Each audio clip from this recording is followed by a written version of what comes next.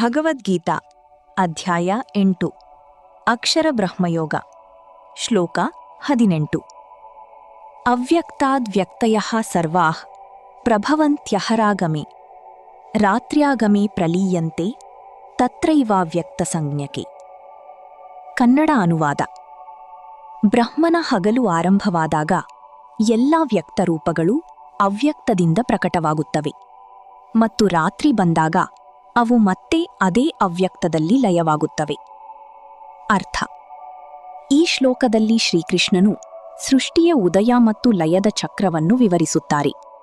ಜಗತ್ತಿನ ಎಲ್ಲಾ ರೂಪಗಳು ಅವ್ಯಕ್ತ ಸ್ಥಿತಿಯಿಂದ ಹೊರಹೊಮ್ಮಿ ಕಾಲ ಬಂದಾಗ ಮತ್ತೆ ಅದೇ ಅವ್ಯಕ್ತದಲ್ಲಿಯೇ ಲೀನವಾಗುತ್ತವೆ. ಇದು ಸೃಷ್ಟಿಯ ನಿರಂತರ ಪ್ರಕ್ರಿಯೆ, ಪ್ರಕಟಣೆ ಮತ್ತು ಲಯ. ನಾವು ಕಾಣುವ ಭೌತಿಕ ಜಗತ್ತು ಶಾಶ್ವತವಲ್ಲ, ಅದು ಒಂದು ದೊಡ್ಡ ದೈವಿಕ ಚಕ್ರದ ಭಾಗ ಎಂದು ಹೇಳುತ್ತಾರೆ.